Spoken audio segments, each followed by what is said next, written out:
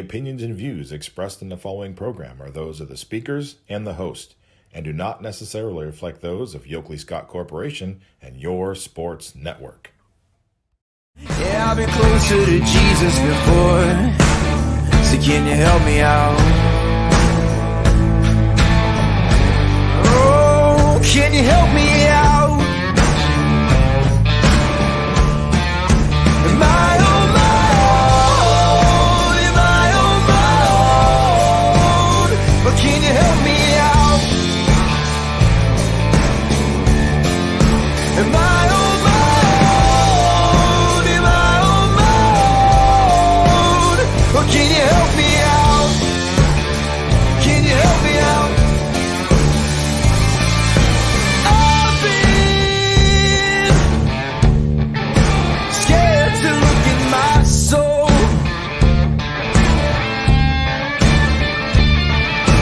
I've been afraid I would follow the road.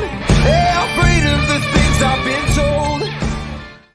Hello, everybody, and welcome inside a Friday episode of Running Point on ysnlive.com, brought to you, as always, by Greenwood Chevrolet in Austintown, and they go the extra mile for you. We try to do the same here on this show every single day. It is the last Friday of July. The summer is going really, really quickly, and that means that we are gearing up towards the fall season and all the excitement that comes along with it. But man, we want to try to squeeze out every part of summer that we possibly can, because we know after summer comes, like in Northeast Ohio, let's be honest, maybe like a little bit of fall, like a smidge of fall, and then we get right into, oh my gosh, it's 40 degrees outside, it's too cold, bring back the heat. I am definitely a warm body, not a cold body. So I am trying to suck out every inch of summer that I can, but inevitably time ticks on. And this is once again the last Friday of July, the last Friday running point of July. We have a lot to do today. We have a great show for you planned. As always, brought to you, like I said, by Greenwood Chevrolet in Austintown. We are going to hear an interview with the ESPN softball analyst that will be on the call today for Austintown's regional championship against Iowa, Kenzie Fowler. She's a two-time All-American at the University of Arizona, and she was able to come on with me last night and do an interview after she called Austintown's win over Indiana yesterday morning. So it was a great conversation with her. We talk about what impressed her so much about this Austintown team, getting to see them live for the first time. We talked about, obviously, we talked a lot about Mila Hamley, because Kenzie's a former pitcher, two-time All-American pitcher at Arizona. So talk a lot about Mila Hamley and what she's doing so well and what kind of things that she can see in her future. And we talk about the championship that's going to be today, preview it a little bit. And we also talk a little bit about Kenzie's journey through softball and some of her personal memories that she's had through the sport of softball that we love so much. So that's going to be a great conversation that we're going to play for you guys a little bit later on in the show. But we first have to get to congratulations to Boardman's 10U softball team. They bounced back from losing game one of the championship series to Wheelersburg 2 nights ago. Last night, they come right back and they get the win for the state championship over Wheelersburg, which just sounds great to me. Like the pettiness of me that's inside me a little bit just loves hearing that one of our local teams beat Wheelersburg in softball. I don't care if it's 10U, 12U, whatever. It's a little bit of revenge, and I will take it, because Wheelersburg has been a thorn in our local softball team's side for a while. 2016 is the first time we saw Wheelersburg in a local YSN state championship, and we have been roughing with them ever since. And it's nice to see one of our local teams go in and beat the Wheelersburg Pirates. I'll be at 10U softball. I'll take the victory where I can get it. Boardman won in a performance, and we talked about Julia Putko. My word, another no-hitter. Julia Putko for Boardman has not allowed a hit since July 1st. Back in the first district meeting with Canfield, 4 hits were hit on her in that game. Since that point, It has been no hitter, no hitter, no hitter, no hitter, no hitter. And it's a no hitter last night, too. This is unreal. I'm looking at this going, there's no way. I saw the score, and then before I even looked at the box score, I saw the score and I said, okay, well, maybe that snapped the no-hit streak, and they were able to get a win regardless, which I thought was really cool. But no hitter still 5-3 victory, and it's another no hitter for Julia Putko. Boardman, on the other hand, had 5 runs on 2 hits. This was a game where a lot of runs were manufactured with small ball, with a couple of errors. Walks were drawn really well. Really aggressive base running with balls in the dirt, which is what you have to do at this age. You have to be able to manufacture runs. You have to be able to find ways to advance base pass and take advantage of every mistake the other team makes, because their pitchers weren't making a lot of them. Wheelersburg pitcher up for the task too. She only allowed 2 hits. So not very often do you see 2 combined hits in a game and a 5-3 final score, but aggressive base running, a couple of defensive mistakes, and patient at bats with some walks drawn were the difference. Boardman did get 2 hits. They had one from Vanessa Torres, who's had a heck of a summer after having that scary hand injury in districts. Remember, she got hit in the hand and left the game in a district game. And we're happy to see her back. She's been a dominant force for Boardman throughout this state championship run.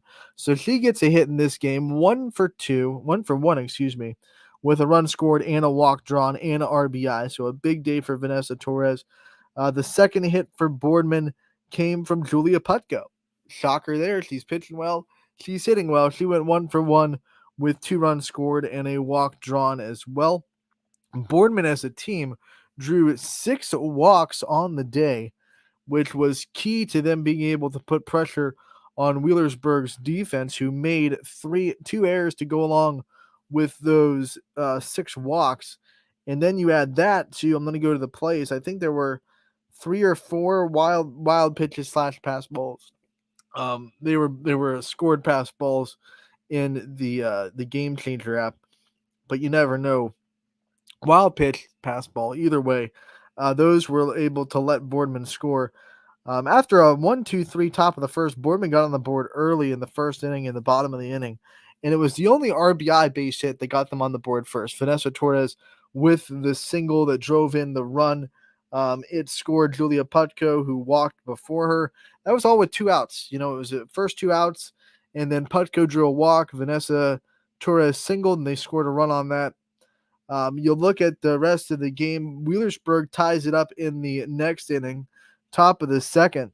An RBI ground out after 1 error put a runner in scoring position.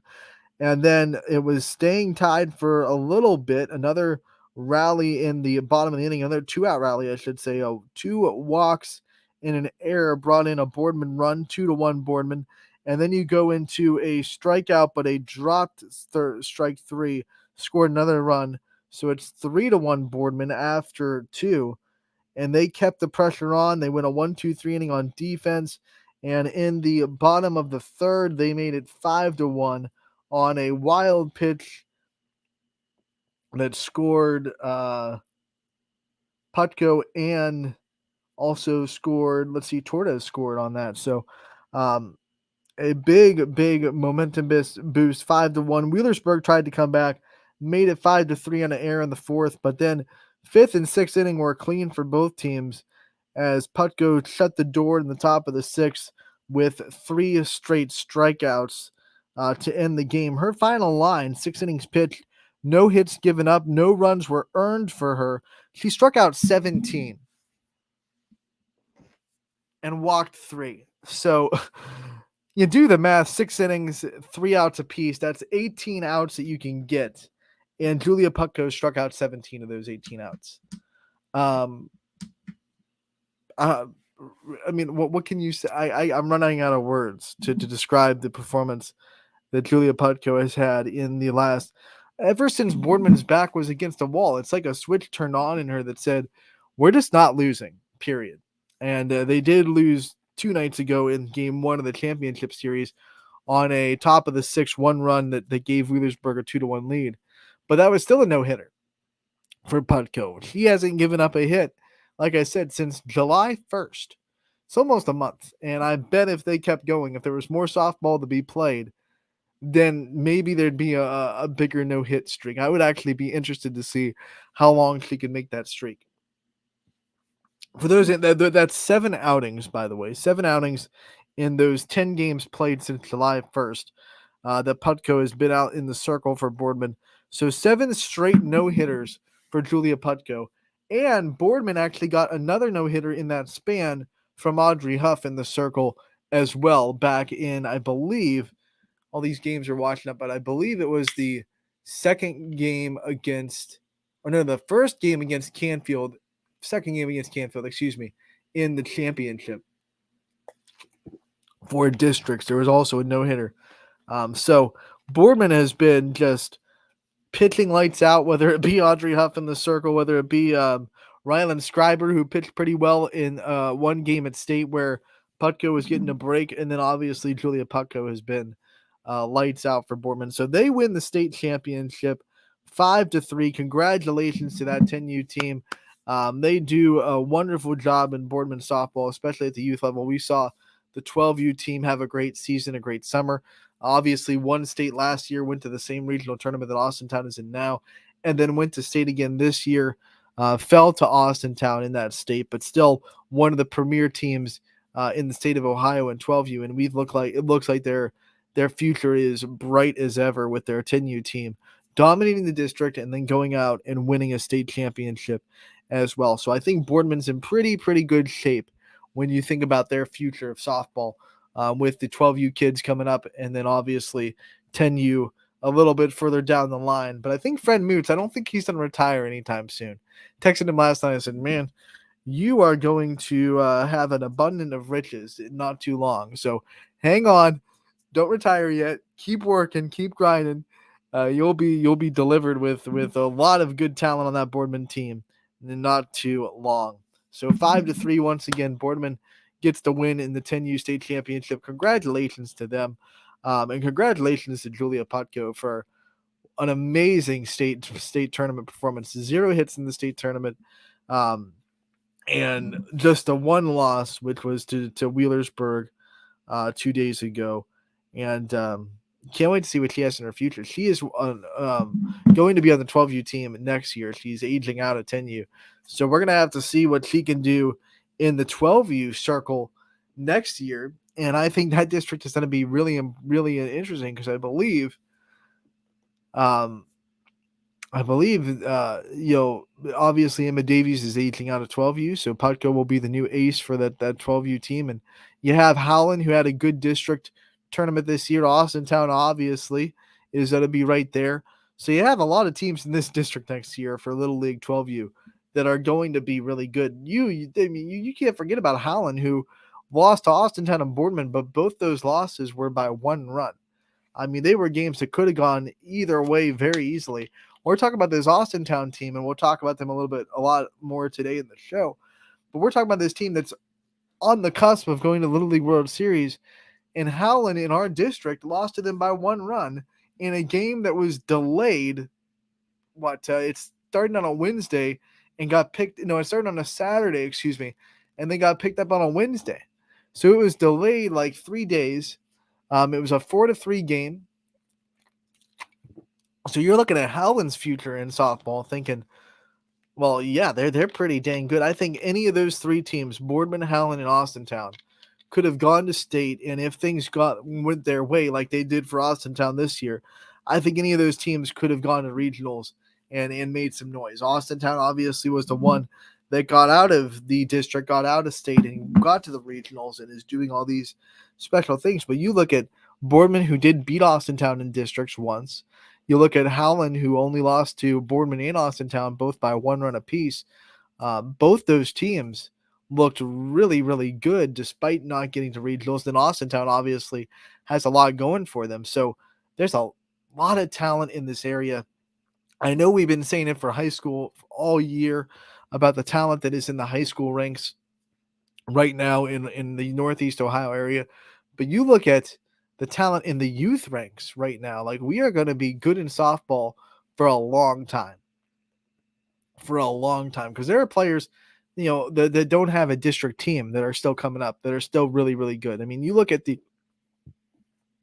10U softball just array of talent. Like I saw a lot of teams that had maybe like 3 or 4 players that they're going to be really good. I want to give a shout out to, and I was remembering it yesterday when I was kind of reflecting on our time calling districts while we were preparing for a regional championship for Austintown. I remember calling South Range versus Boardman 10U, and Boardman won pretty handily. It was like 15-1, 15-2 in the first game they played each other in.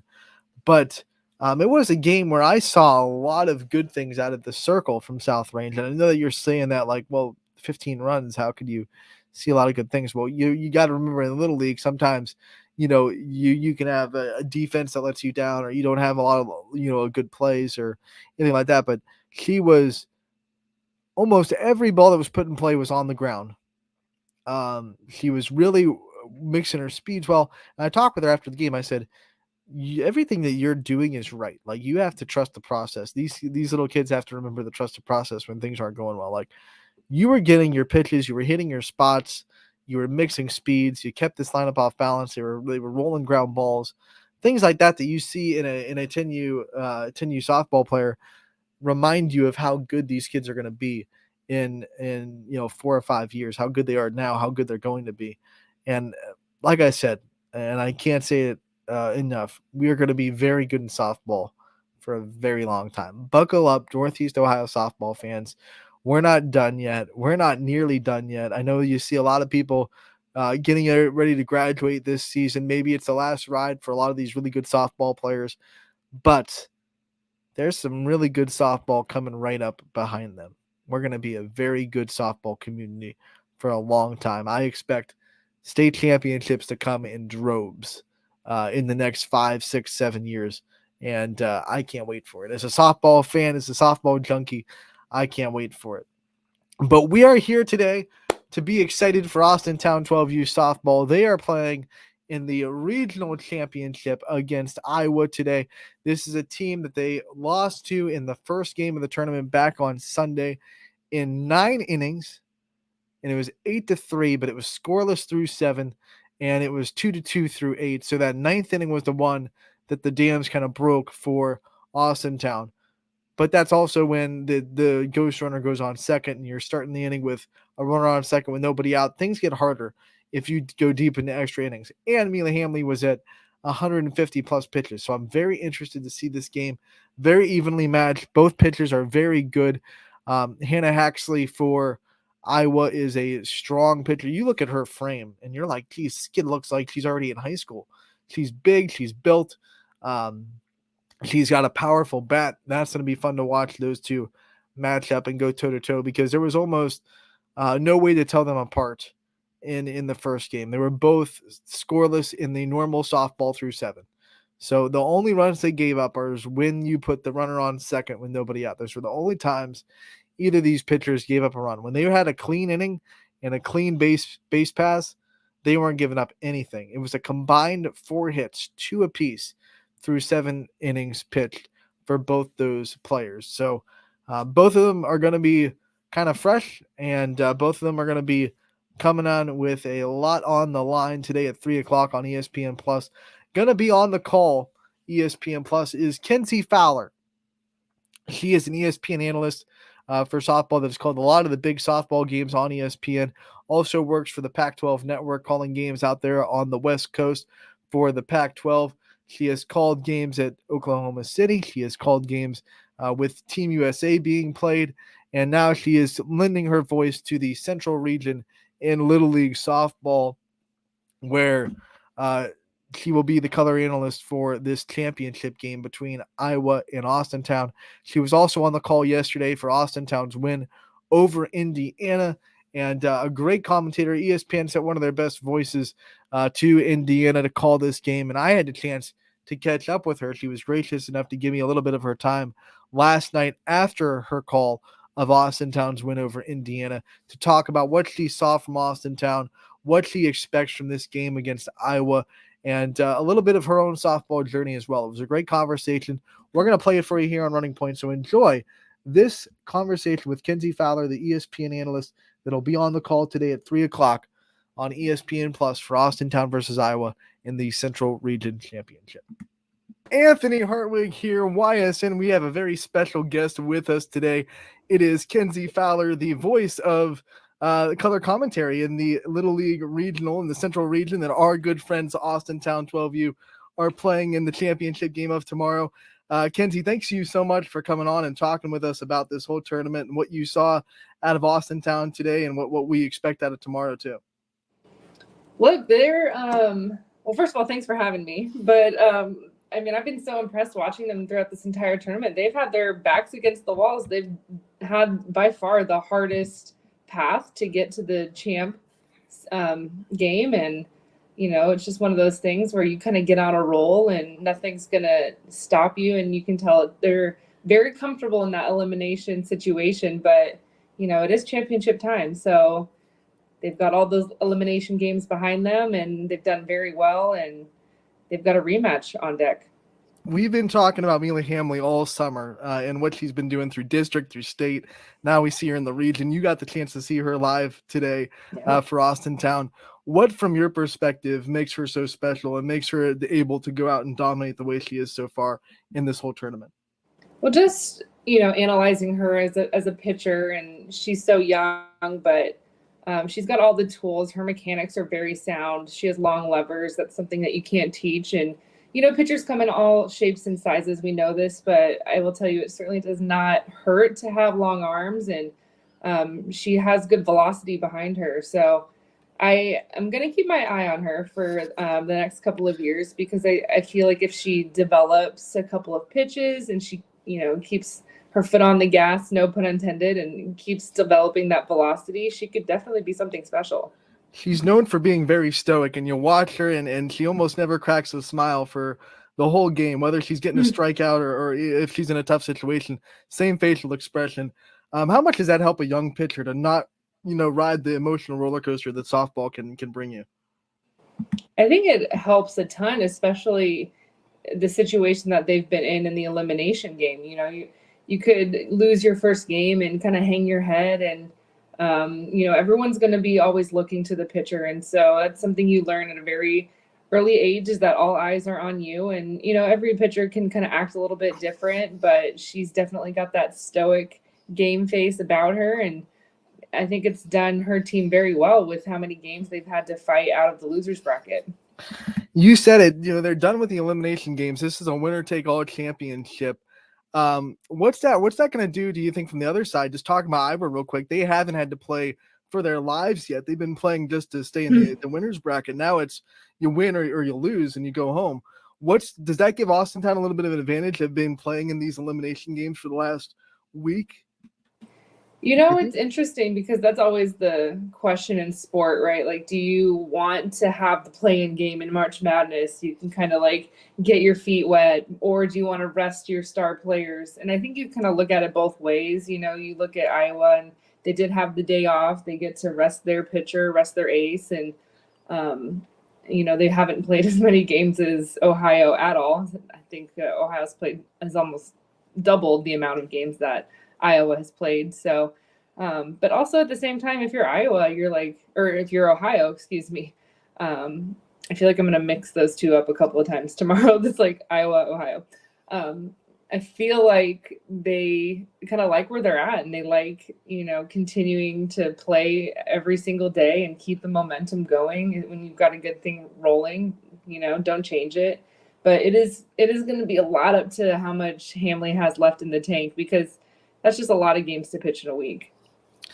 You know, you played a lot of softball in your day. I mean, as an athlete, as a pitcher yourself, what side of the fence were you on? Did you like having the rest days, or would you like to have that momentum rolling in your favor? Team-wise, I like to have the momentum. I like to, you know, just get in there and keep it loose. And I think it really helps as a hitter. I loved getting, you know, back-to-back games as a hitter. I always felt like I hit better on my second game. So if you're a hitter and a position player, you're cool with playing multiple games in a week, but I'm going to put my pitching hat on, and I would, as a pitcher, if I'm pitching all the games, I would vote for some rest unless you have some help. And they have done a pretty good job at trying to limit her innings, where they've needed, and taken her out where maybe the game was in hand. And but as a pitcher, you definitely want that rest. We're talking a lot about Mila Hamley, and obviously she's been getting a lot of attention, but man, backstops don't get enough credit when talking about pitching and what they're able to do to help their pitcher. I know you know that as a two-time All-American pitcher, how much your catchers helped you in your career. I know Bella Bumgart really stood out to you today. Her arm, her offense, what she was able to do with that triple in the first inning. What do you think you saw from her as a catcher that to help Mila Hamley and help that relationship from pitcher to catcher? Yeah, kind of same thing. You look at just the physical tools. She's tall, strong athlete. She has a really good arm. She was, toes up on the chalk at the plate, and we saw her power with that triple over the head in left field. Kind of got the game going for Ohio. But yeah, she's got some good tools. I think she has the best arm maybe behind the plate in the regional. So that's huge. And like you're talking about, you're going to be the battery mate to, the ace, and she's done a phenomenal job. And you always have to remember, with pitching reps come catching reps. And so every, extra game that they've had to play, that's an extra squat for the catcher. So hopefully she's kicking her feet up right now, hydrating, maybe, I don't know if there's a pool at the hotel or whatever need be, because those catchers, they put in work. Talking with her during districts, her softball role model right now is Kinsey Hansen, and I don't think there's a better catcher you can look up to. Literally won the best catcher of the year in softball, the Joe Bench Award. Went and picked it up in Cincinnati, Ohio, not too long ago. Whether you're the best catcher in softball or you're developing, what are some universal tools that you see from a catcher that you tell you like, okay, this person has what it takes to be a solid catcher in the backstop? What are some universal things that just make someone a good catcher? I think it's a unique mix of a calming presence, but also dynamic leadership, because you have to be that calm force for the pitcher. You can't be, a spaz back there jumping around like crazy, because the pitcher has to stay so locked in. But at the same time, you have, all 8 eyes that are staring right at you. So you do have to have a certain presence about yourself. And it's something that you definitely have to learn over time. You're not really born with that. It's kind of a unique position. It's the one that stands out above the rest because they're facing a different way. And so I think it's just about your presence and how you carry yourself. And you can always talk about the framing and, the footwork. Good, you got to have a good arm, strong legs, all those things. But to me, it's what you're presenting to your teammates and to the other team as well. These girls are talking about role models in the national stage, but they also don't have to look too far for really good role models. The Austintown High School team won the state championship this year. So they have girls that are right down the street that are doing what they want to do in the next couple of years as a high school player. What do you think that does to a kid that's maybe 12, 11, 10 years old, to watch girls that are going to be where they want to be in just a couple of years go and succeed and have the support of that community and that softball team right behind them? I mean, the high school varsity coach has been in every game of this regional. So what do you think that does for this team to be able to see the girls in the right in the future, like not distant future college, but right there? It's going to be in a couple of years, I'm going to be a varsity player, to see, what they're doing and them have success at the state level. Yeah, statewide success is always going to be a trickle-down effect, whether that's, you have a local pro team, or maybe it's the college team, or like you're talking about in this instance, the high school team, and trickles down all the way to the youngest levels. And you see it in every sport when teams, especially in the community, have success. It, ignites something in those youngsters to kind of be like, oh, that looks fun. I want to do what they're doing. And what do I need to do, and how early do I need to start, or where do I need to play? And so I think it's huge, whether it's, softball, baseball, football, basketball, you have that local community success, and it definitely translates to all levels. When you were that age playing, did you have any local players in your community that you were able to look up to that had a lot of success that you kind of used as a local role model? I'm sure you had a lot of national role models on the national stage, but did you have any role models close to home that you looked up to? Oh, absolutely. I can, name off a bunch of high school players when I was in middle school that I would go to the games, and I would sit in the stands and I'd watch them pitch and watch how they carried themselves. And, kind of bother my pitching coach, like, hey, can you give me the same workout as, your high school girls? And he'd be like, kind of roll his eyes. I'm like, sure, why not? But, that's where it all starts, igniting the fire and seeing something that, role model that's tangible. I think, it's one of those things we always say, if you can see it, you can be it. And yes, we want to see the visibility on TV and the coverage for women's sports, but I think it's so important, like you're talking about, to see something real life right in front of you that you really mentally think that, okay, I can do that. I can be her. When you think of games that you've been able to call, obviously you call the top college games and the girls that have kind of realized that dream. And now you get to call these games in Little League where they're starting to realize that dream's a possibility. What's it like to see the girls at this age kind of be able to look up to the girls that you call, on a normal basis during the college season and say, like, this is the level where those stories are forming that you get to call, in the spring. Those stories are starting to form here in this Little League level. What's that like? Yeah, 100%. They showed a picture of me when I was like 8 or 9, and it was my first earliest memory of like really playing what I thought was competitive softball at the time, and it was my first All-Stars. And that's where it all starts. That's when you start to especially when you have a little bit of success, you start to kind of figure out, like, number one, I love this game and I love playing with my best friends. But number two, I feel good about myself. I'm kind of confident. I'm good at this. My team is winning. I had a key hit, or I had 8 strikeouts. And, those little things kind of add the fuel to the journey throughout your entire life. And, it has to start somewhere. So it is fun to watch, like, these youngsters get after it. You went on to do great things at the University of Arizona in your career, but was there anything about this level of softball, high school, and a little bit before that you kind of missed throughout your college career that, you wish you could kind of go back and relive that kind of aspect of softball? I think just how simple it was.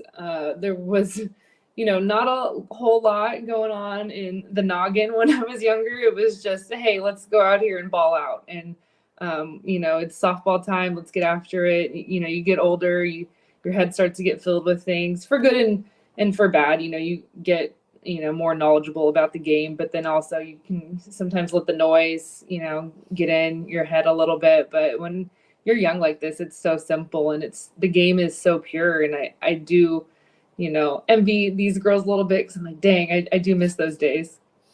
The big difference between, this level when you were there and this level now is a 13-year-old, they were getting recruited back in the day. You could commit before you even stepped on a high school field.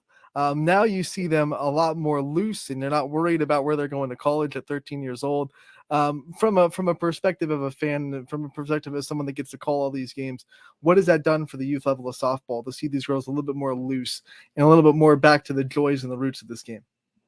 Yeah, I committed when I was 14, which is wild to think about. I hadn't even thrown a pitch in high school when I had already decided where I was going to college, which is just a different time. So, I do love the fact that the legislation and the coaches got together and decided that this would be the best for our game, and it is. And there's no reason that we should be recruiting 8th graders and 7th graders like we were, 8 years ago. So I am happy where, our game has shifted that way recruiting wise. Doesn't mean that the coaches still aren't going to identify that talent, but to just take the pressure off of these girls for making that decision until their junior year.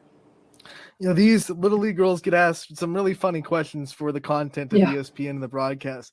I want to turn that on you a little bit and get your answers to some of these questions that these players have to answer. What was your favorite dugout snack to have in the dugout as a player? Goldfish. Had to get that good salt. They have a lot of flavors. Was there any special flavor of goldfish, or just the original? The rest are disgusting to me, so it's original or nothing. A lot of girls get asked who their role model is, obviously. Who were your national role models that you would answer that if you were asked that on the Little League stage? Well, I mean, when I was 10 years old, Jenny Finch was in her prime, and I grew up in Tucson. That's where I was born and raised, and so Arizona was the hometown team, and you're a 10-year-old, and Jenny Finch is winning the national championship. It's a pretty easy answer. So I always say Jenny, and I still say Jenny. These girls are always dreaming of their walk-up songs because they don't have them yet. The Little League doesn't let you have a walk-up song. When you were like a kid and you were 13, 12, what were some songs that you were jamming to that you would have loved to have as a walk-up song? Oh, that's a great question because my answer from a 12-year-old versus what my walk-up song in college would be completely different. It would probably be some NSYNC, Backstreet Boys, maybe like Backstreet's Back. I could get into that. And for people that don't know, what was your walk-up song in college? My walk-up song in college was Tequila, the song from Sandlot. When you think about some of the things that you love about softball and the funness of the sport at that level, what was the most fun experience that you had as a softball player at the ages of 10 to 15? Ooh, there's a couple. I think one is my very first, like, my first year playing like Bobby Sox was my first All Stars, and then we did this whole thing. You go to the regionals. We went to nationals. I think we finished like 6th or something in Cupertino, California, and that was very formative because that was my first like real serious competitive experience, and it kind of set the foundation for what I went on to do in club. And I always remember playing in Colorado, which is, the big club tournaments that's where you primarily get recruited. And, when I was getting recruited as a 7th and 8th grader, I remember looking up in the stands and just seeing all these different faces that, I'd never seen in person, but you look up and you see Sue Inquist and she's sitting right behind home plate. And, of course, Coach Candrea's there. And there's so many others, the Weeklies. And so it was just very, very eye-opening. My very first like real recruiting, taste when I was 7th and 8th grade. Dugout chants are the lifeblood of softball. You're never going to get away from them. It's what makes teams unique. What's your favorite dugout chant in there? I was not a great cheerer. I'm going to be honest. I pulled the pitcher card a lot. I'd be like, look, guys, you do you. I need to sit on the bench and chill so I can stay in a good place and keep pitching my best. So I didn't really get into them.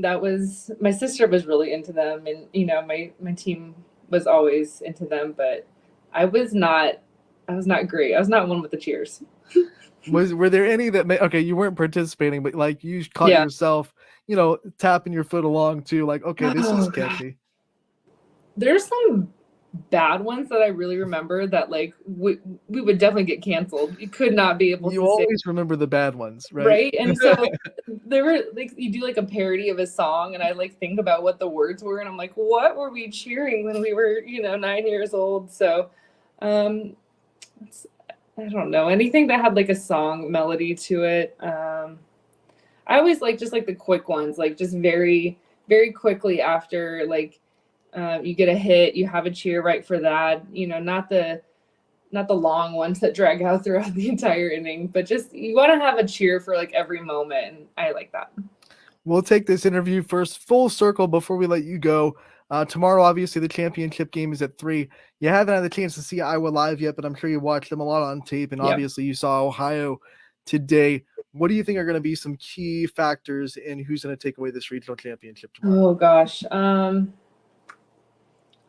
I mean, I'm wondering if Hamby in the circle can continue to throw with the velocity that she did today. I think she's the hardest thrower in this regional, and you talked about how many pitches that she's thrown, and it is a factor, but she's the hardest thrower. And you could just tell, like, when she was throwing today, the Indiana hitters were so late. I talked about it a couple of times, how all the right-handed hitters, their hits were going to the right side of the field, and it's just the velocity that she's bringing.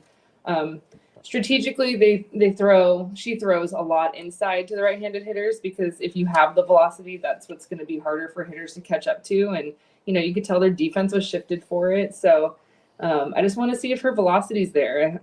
She's probably doing some recovery tonight as well. And then Ohio side, Hannah Haxton. Mm-hmm. Yeah, that's the girl. I'm excited to see her in person because I think she's the best overall player. Whether it's pitching, hitting, fielding, I think she's the best, the Shohei Ohtani kind of this regional. She pitched just as much as Mila Hamley did in that extra inning game. I mean, they were both going at it. They were both scoreless through 7. It was great to watch them do battle. Hopefully they get a battle like that tomorrow. Yeah. Last question before we let you go, because I'm a softball junkie. I have to ask, favorite game you've ever called as a member of, whether it be ESPN, Pac-12 Network, what's the one that always will stick in your mind as like, I can't believe I was on the call for this game?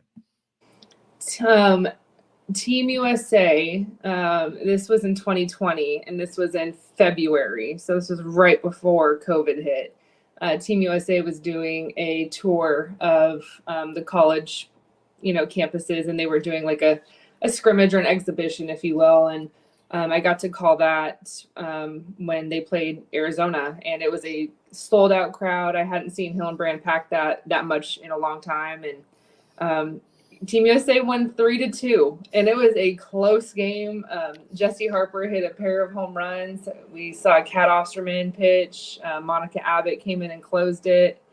And Deja Molipola, who was, just freshly off of playing for Arizona, was playing against her former team. So it had kind of all the drama there, and it was a very pinch me moment. It was very cool. Kenzie Fowler, thank you so much for taking the time to join us today, talking about these two regional finalists that are going to go up against each other tomorrow at 3. We appreciate it.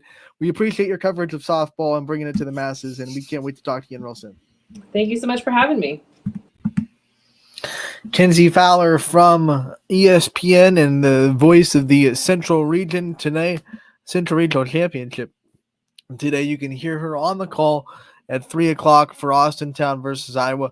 We are so grateful that she was able to give us her time last night and talk about what it was like taking in that Austintown, Indiana game and what she expects from Austintown, Iowa. What a great conversation. And I want to take the time to thank her for her time coming on the show and being able to talk a little bit about the wonderful sport that we love. I'm going to take a break. When we come back, we will talk more about this Austintown team. I'll give you some more of my thoughts and some of the things that I've seen from this team over the last summer, and I'll give some other players a shout out, and we'll have some fun, and then we'll wrap things up for the weekend. All right, we'll see you in a bit on Running Point. 21 News delivers the news as it happens, using the latest technology from where it happens. Live here outside the Mahoney County. On air, online, Wednesday afternoon weather update. Very dangerous. and on the 21 News social media platforms. I'm on the road right now. 21 News, the Valley's only locally owned source for trusted news since 1953.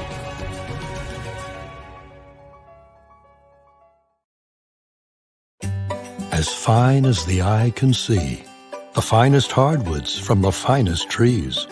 Made for your home and within your means, Baird Brothers will help fulfill your dreams. Let life and light come shining through in quiet morns. And heavy traffic, too. Find your easy-to-afford fine hardwood floors and doors and more at BairdBrothers.com. Every customer has a story, and at Greenwood Chevrolet, we are committed to making sure it ends with you in the right vehicle. I get to be part of somebody's adventure, whether it's buying a car for the first time, helping them get approved, or finding the perfect car for their budget. I'm proud that people trust me with their finances. They trust me to take care of them, and they trust me with their story.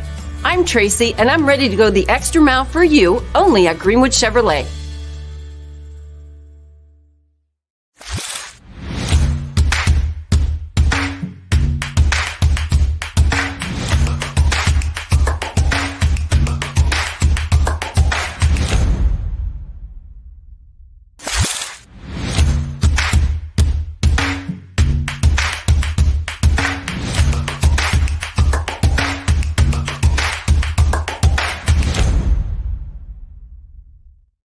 Welcome back to Running Point on ysnlive.com, brought to you by Greenwood Chevrolet in Austintown. And guess what? The all-new 2024 Chevy Trax is available for test drive only at Greenwood Chevrolet in Austintown. It's a very slick-looking SUV vehicle, and you can test drive it only at Greenwood Chevrolet in Austintown. So if you are in the market for a 2024 Chevy Trax, make sure to get on down to Greenwood Chevrolet, where you can test drive it and get it for yourself. They will go the extra mile for you. We try to do the same here on this show every single day, and we definitely thank Greenwood Chevrolet for being the presenting sponsor since day one. As we go to the comments section, we see Steve Ward chiming in with the very timely profile picture change to the ACB logo as he prepares to root on the Austintown 12U girls in the regional championship today. And Coach, I don't know if you can tell because the mic's kind of blocking the shirt, but I understood the assignment today. I am rocking the Austintown. I had to really lift that. That was kind of awkward. But I am rocking the Austintown today. We understood the assignment. We're excited for this Austintown championship. We have the fits on. We're rocking it. And we can't wait to watch this team go for a regional championship against Iowa. 3 o'clock is your start time for this game from Whitestown, Indiana. You just heard me and Kinsey Fowler from ESPN talk about the pitching, and we brought up Bella Bumgard, and that was something that I felt like Kinsey was very adamant to talk about because she's a former pitcher at the University of Arizona, 2-time All-American, 100 career wins for Arizona, pitched in the World Series for Arizona as well in Oklahoma City. So I really felt like, man, while we have her on, we have to talk about Mila Hamley and Bella Bumgart because those two are just a great battery, and Bumgart is a really, really good hitter as well. So we definitely took the time to dive into those. But there have been a lot of other players that have really, really contributed to this success in Whitestown, Indiana, especially in the region. But you look back even in the state, in the district as well. One of the things that makes this Austintown team really great, and I think Coach Ward said it a little bit ago as well in one of his posts about them, they have different players stepping up, it seems like, every time they step on the field. Their lineup 1 through 13 can hurt you. Yes, I said 1 through 13. Remember, Little League continuous lineups. You bat 1 through 13 to get back to the top. So to succeed in that, you really do have to have a deep lineup. You can't have a giant hole 7 through 13 where you're not getting hits, because if that happens to you, you're going to be waiting a long time to get those top 6 back up to the batter's order. So everyone in this lineup has been very good. You look at in the last 2 games especially, or I should say the last 3, Illinois, Missouri, and then Indiana yesterday. The one that really stands out, the one that has really come on in the last 2 days, has been Annabelle Mikesell. Man, she has 6 RBIs in the last 3 games. She has gone 2 for 2 in almost all of those games. I believe she was 1 for 2 in one of them, but she is a hit in each of the last 3 games, and she has 6 combined RBI. And she's on a tear. She's just completely taking control of this offense, and she's in the 3 spot, setting the tone. So I've been really impressed with her ability to just see the ball well. I mean, she's hitting, you look at her spray chart, it's everywhere on the field. She's hitting opposite way when she has to. She's hitting up the middle. We've seen her take a ball to left. She's really doing a good job as a hitter, keeping on the ball and really just going where the pitch is thrown. These pitchers at this level, when you get to regionals, they're throwing every spot of the zone, especially Hannah Haxon. She's going to throw everywhere that she wants to. Maybe not the velocity that Mila Hamley does, but definitely the command is going to be there for Haxon, sorry. So when you watch that and you see that Annabelle Mikesell can really go anywhere with the pitch, that's advantage hitter. When you can go anywhere, then you're not going to be as vulnerable against a pitcher with good command.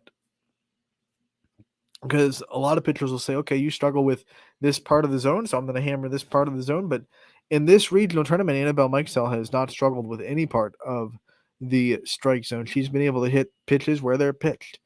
She'll take one in the right if she has to, opposite way. She'll go up the middle, and she'll also, be able to pull one to left when need be. I'm very impressed with her offense, especially the last 3 games. You talk about Seneca Coates at the top of the order too. She's the tone setter. She's probably the fastest kid on the team. When she gets on base, good things happen for Austintown.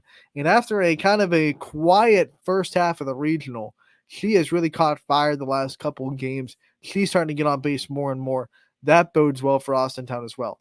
When you have someone with a lot of speed on the base pass, it puts more pressure on these defenses. They're more prone to make a mistake, and that means they're more prone to give you free base runners and what's the word I'm looking for? Manufacture runs in ways with your speed, being able to take those extra bases. We talked about with Boardman, it was 5-3 in that 10U game with just 2 hits. It was because the base runners were aggressive and put pressure on the defense and made the defense make mistakes. You got to do that here too. You got to be able to be aggressive on the base pass, and with speed like Coach Hamley at the third baseline can do whatever he wants to with her and put a lot of pressure on this defense. Then you look at the bottom half of the lineup for Austintown. They've been hitting really well. I've been really impressed with the at-bats from Ava Fisher, especially, like I'm saying, I'm taking especially the last 3 games where we've seen where the stakes have been higher and higher each time. You go up against Missouri, who is the reigning champions in the region 2 times in a row. And that was a game where Ava Fisher had really good at-bats.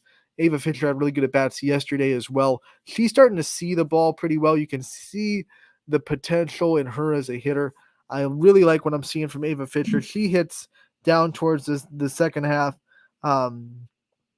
She hits right behind Mila Hamley. She starts that second rotation to the lineup in the 7th spot.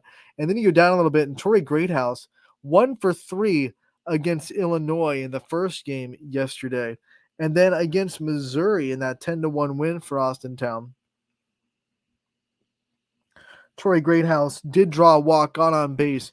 And then yesterday against Indiana, Tori Greathouse was 1 for 2. So she's starting to hit really well. I think that's a part of that order that can really spark a new rally after the top half does some damage. You get hits from Tori Greathouse, you get hits from Ava Fisher, then you're really setting things up and trying to get back to that top of the order as soon as possible so you can get your hitters like Seneca Coates, like Annabelle Mikesell, like Kate Averill, who has played exceptionally in the field. Her shortstop ability is showing off in this regional on ESPN, but she's a good bat as well. She's in the 2 spot, and then definitely Bella Bumgart in that cleanup role.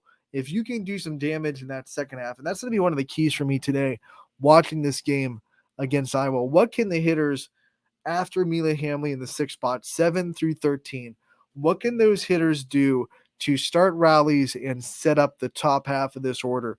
And that's the key to every softball lineup, right? What is the bottom half of your lineup doing? And I know it's kind of cliche and it's kind of one of those things that you can say about every softball team, but in this Little League new rules where you're a continuous lineup and you have to bat 1 through 13, that is even more important because, like I said, if your bottom half of the order is a black hole, then you're going to be waiting a long time to get back to the top of the order. So 7 through 13, they have to do some damage. They have to set up some stuff. They have to get on base. They have to set up the top of the order and get them back up. If 1 through 4, 1 through 5, if those hitters have 3 at-bats today, then things are going really, really well for Austintown. Things are going really, really well. 2 at-bats, that's pretty good. But if they can get those 1 through 5 up a third time, then they're doing things really well. And that'll be a good sign for this Austintown team. Because, on a normal day, you might get 2 at-bats, which is another point that just popped into my mind, by the way. At this level, with these rules, you have to make the most of your at-bats, right? So competitive at-bats going to be a key. And then I think the bottom half of that order is going to be a key on offense. Defensively, Austintown has been pretty dang good this whole region. I don't see that changing. They were really good in the first matchup against Iowa. They didn't make any errors. So I think they're going to be locked down here. It's a war of attrition, right? Austintown has played 7 games. Iowa's played 4. Iowa hasn't had their backs against the wall yet. Now all of a sudden they do, right? Advantage Austintown. They've been playing for their lives all week. Now Iowa's just been playing to stay in the winner's bracket, right? Every game that Iowa's played, if they lost those games, they'd still be alive. So that pressure of win or go home wasn't there for this team this whole tournament. It's there now. It's been there for Austintown since Monday. I think that'll be an advantage. I think that'll be a big advantage in the close situations of this game, in the big situations when it's game on the line. Austintown's been there. They've done that. Maybe Iowa hasn't. I don't know what Iowa went through during the state. I'm guessing Iowa rolled through state, though, the way they're playing softball.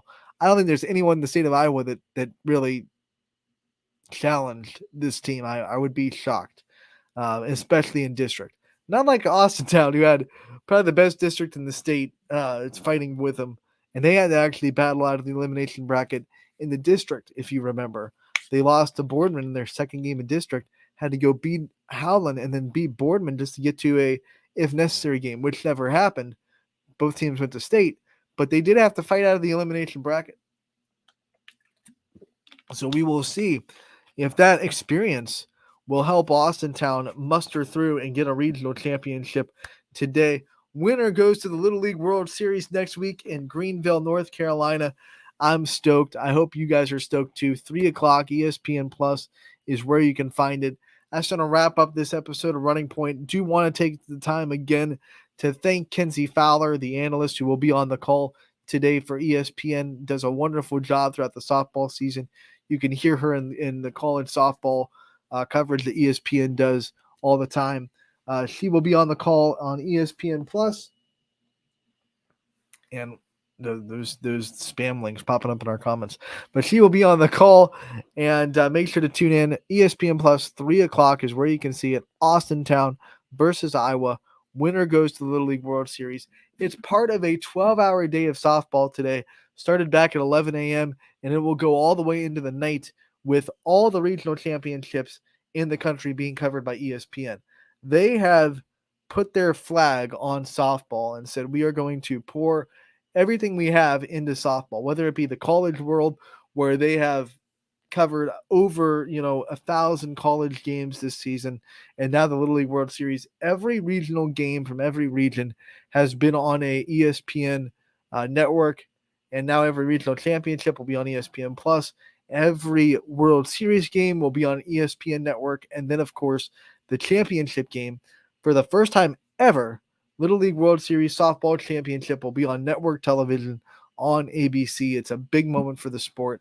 Make sure to tune in. Make sure to give these kids your coverage and your respect. If you watch, that'll tell you, ESPN, that it's worth doing again and again and again and again. So if you're a softball fan, you want to see the sport grow, you better tune in to these softball broadcasts that go on not just today, but next week in Greenville, North Carolina as well.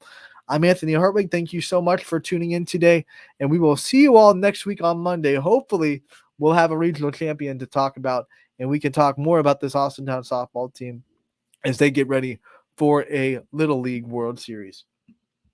And that's the hope. That's the